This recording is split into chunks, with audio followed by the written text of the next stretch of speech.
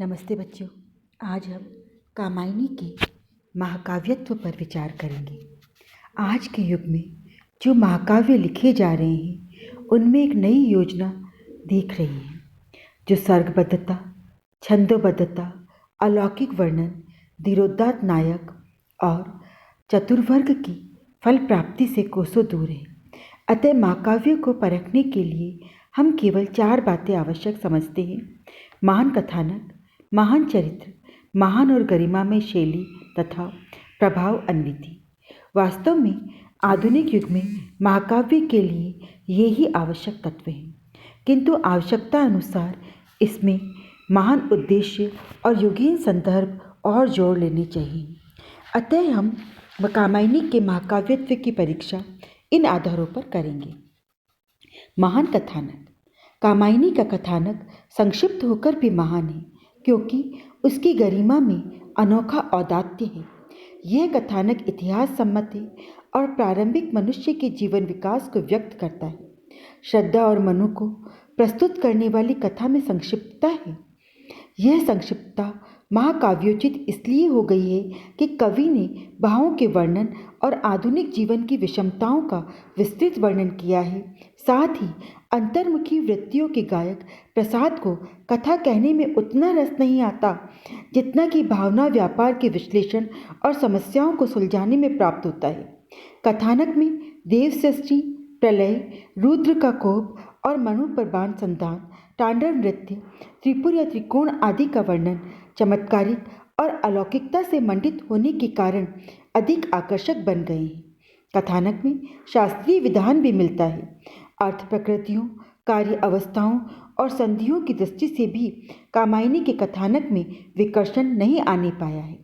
Doctor Dwarika प्रसाद सक्सेना ने लिखा है कि कामायनी के कथावस्तु में जहाँ तहाँ पताका, स्थानक, कार्य अवस्थाएं, अर्थ प्रकृतियाँ, संधियाँ आदि मिलती हैं, परंतु इसका अर्थ ये नहीं है कि प्रसाद जी ने शास्त्र को सम्मुख रखकर और उसके आधार पर कामायनी की रचना की है।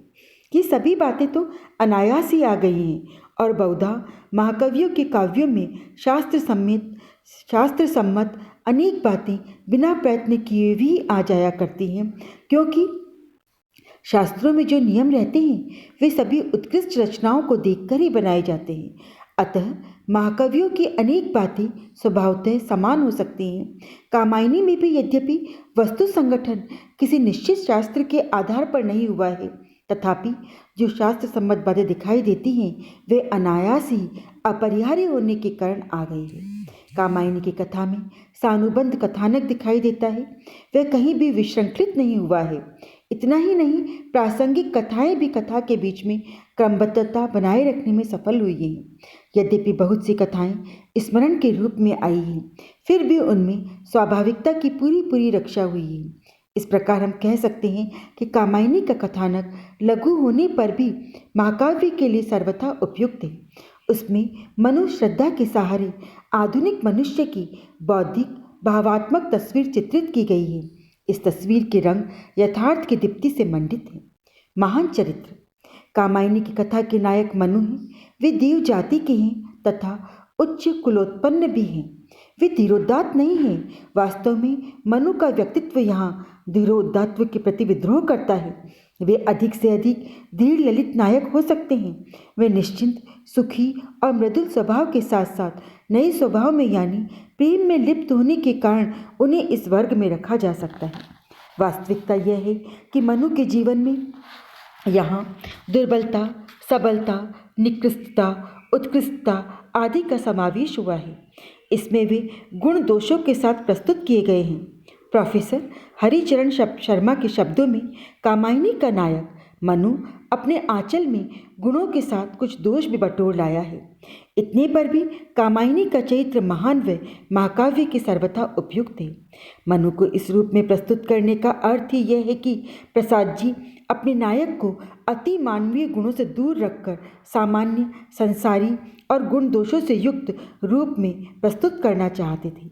मनु के माध्यम से ये बताया गया है कि व्यक्ति किस प्रकार तामसी, राजसी प्रवृत्तियों से ऊपर उठकर सात्विक जीवन में प्रवेश करता है।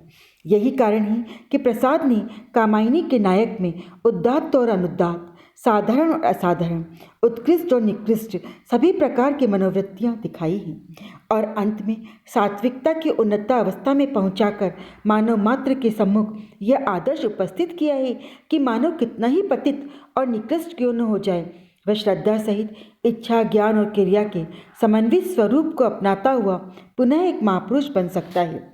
उसके जीवन में समरसता आ सकती है, वह संतुलित जीवन व्यतीत कर सकता है और अंत में जीवन का परम आनंद भी प्राप्त कर सकता है।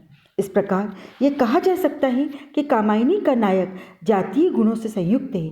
प्रायः ये देखा गया है कि महाकाव्यों में चरित्र चित्रण की ओर ध्यान दिया जाता है, किंतु कामायनी में रस की स्थिति का रसास्वादन करते हुए भी यह संभव हो सका है।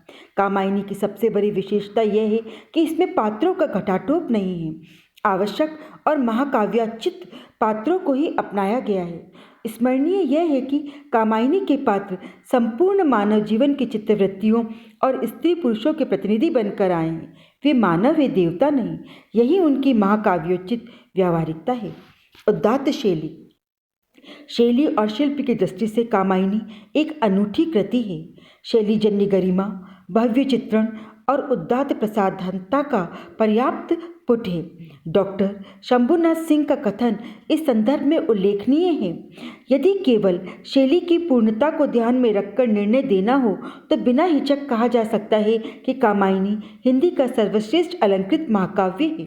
कामायनी में शैली की भव्यता, गरिमा और उदात्तता की पूर्णता की जो बात कही जाती है, उसका अर्थ यही है कि उसकी इन विशेषताओं की पहचान समग्र प्रभाव के बाद ही होती है। यदि समग्र प्रभाव की दृष्टि से उस पर विचार किया जाए तो इस बात की आशंका बनी रहेगी कि शैली के विभिन्न स्वरूपों के आधार पर उसे भिन्न भिन्न शैलियों का महाकाव्य कहा जाएगा। इसका कारण यह है कि उसमें अनेक शैलियों का सुंदर समन्वय है और ध्यान से न देखने पर उसमें एक ही शैली स्पष्ट दिखाई देती है, जिसे उसी शैली का महाकाव्य मान लिया जा सकता है।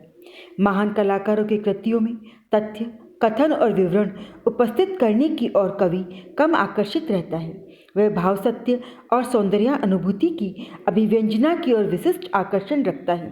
प्राचीन भारतीय आचार्यों ने इसी भाव, सत्य और सौंदर्य अनुभूति को अलंकार, गुण, रीति और वक्रोक्ति के माध्यम से प्रस्तुत किया है। कामायनी में भावों की सच्चाई, गहराई और विराटता इतनी अधिक है कि पाठक का ध्यान कथा की क्षीण काया से हटकर शैलीगत उदात्तता पर आकर टिक जाता है। कामायनी का शिल्प एक ओर कोमल है तो दूसरी ओर विराट और विशद है। कामायनी के पहले ही छंद को देखने, पढ़ने और हृदयंगम करने से तथ्य आसानी से प्रमाणित हो जाता है। हिमगिरी के उत्तंग शिखर पर बेट शिला की शीतल छाव, एक पुरुष भीगे नयनों से देख रहा था प्रलय प्रवाह। नीचे जल था, ऊपर हिम था, एक तरल था, एक सघन, एक तत्व की ही प्रधानता, कहो उसे जड़ या चेतन। महत् उद्देश्य।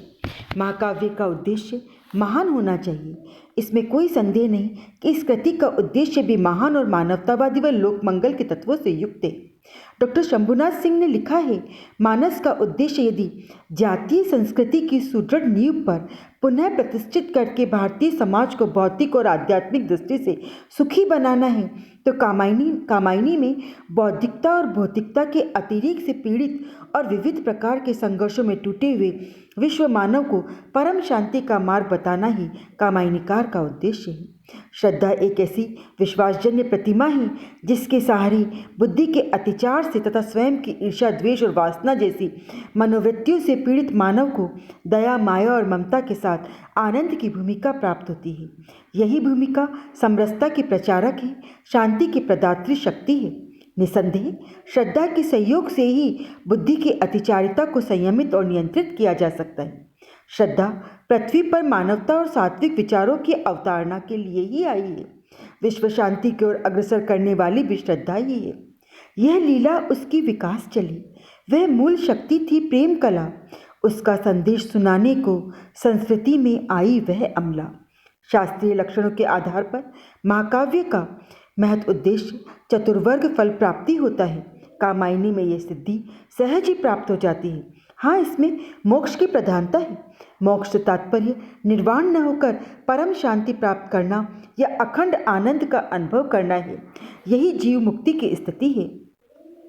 उस शक्ति शरीरी का प्रकाश, सब शाप पाप का कर विनाश, रतन में निरत प्रकृति गलकर, उस कांति सिंधु में घुल मिलकर, अपना स्वरूप धरती सुंदर, कमनीय बना था भीषांतर, हीरक गिरी पर विद्युत विलास, उल्लसित महाहिम धवल हास। वास्तव में जीव को आनंद का अनुभव कराना ही कामायनी का उद्देश्य है। इसके लिए महत प्रेरणा और महान काव्य प्रतिभा आवश्यक होती है। युग जीवन महाकाव्य की सफलता का एक मानदंड यह भी है कि उसमें तत्कालीन जीवन का चित्रांकन होना चाहिए। यह शर्त आवश्यक होती जा रही है क्योंकि चेतनशील कवि अपने युग से अलग रहकर कोई भी काव्य रचना नहीं कर सकता है। प्रसाद की महती काव्य प्रतिभा का निदर्शन कामायनी के प्रतीक पृष्ठ पर देखा जा सकता है। युगीन संदर्भों को उद्घाटित करने वाला यह महाकाव्य तत्कालीन सामाजिक और सांस्कृतिक जीवन की झांकी प्रस्तुत करता है। अनेक समस्याओं का समाधान करने वाला यह काव्य अनंत काल तक स्मरणीय रहेगा। इसमें विदेशी प्रभाववश फैली निर्बाध विलासिता का चित्रण देवों की विलासिता से जोड़ दिया गया है। इसके साथ ही सामाजिक विषमता और वर्ण व्यवस्था, वर्ग भेद, ऊंच नीच, छोटे बड़े, शासक शासित आदि से उत्पन्न विभिन्न विषमताओं का चित्रण किया गया है। अंत में इन सबको पार कर आनंद भूमि पर पहुंचना और सामाजिक विषमता को दूर कर सामरस्य की निभाने की सलाह दी है। प्रसाद के समय में जो धार्मिक संकीर्णता बढ़ रही थी, उस सबकी शांति के लिए ही आनंद सर्ग में कैलाश पर्वत का विधान किया गया है। मनु का निम्नांकित कथन देखिए। मनु ने कुछ कुछ मुस्कुराकर कैलाश और दिखलाया, बोले, देखो कि यहाँ पर कोई भी नहीं पराया। हम अन्य न और कुटुंबी, हम केवल एक हमी हैं। तुम सब मेरे अवयव हो, जिसमें कुछ नहीं कमी है। इसी प्रकार श्रद्धा का ये कथन कि ये उदार विश्व ही मेरा घर है, जिसका द्वार सभी के लिए खुला रहता है। इसमें मानवता और विश्व बंधुत्व की भावनाओं का परिचय मिलता है। प्रसाद जी के युग में नारी आंदोलन भी जोर पर था। नारी की स्वतंत्रता, शिक्षा और महत्ता आदि के लिए पर्याप्त प्रचार होता रहता था। कामायनी में भी इस स्वतंत्रता और महत्ता को देखा जा सकता है। मनु की अपेक्षा ईड़ा और श्रद्धा का महत्व इसी का साक्षी है। श्रद्धा क्षमा निलय में गिरने वाली, सबका कल्याण सोचने वाली नारी है। पुरुष मनु के पथ प्रदर्शक के रूप में नारी श्रद्धा को प्रस्तुत करके प्रसाद ने यही प्रतिपादित किया है कि पुरुष की अपेक्षा नारी महान है। वैज्ञानिक दुनिया से प्रभावित होते हुए प्रसाद ने भौतिकवाद की उपलब्धियों की ओर हल्का सा संकेत किया है। वे इस निष्कर्ष पर पहुंचते हैं कि मानवता का विकास वैज्ञानिक अनुसंधानों और भौतिकवादी आचरणों से कदापि संभव नहीं। सारस्वत नगर के उत्कर्ष से भौतिक उन्नति और उसके अपकर्ष से भौतिक अवनति की ओर संकेत किया गया है।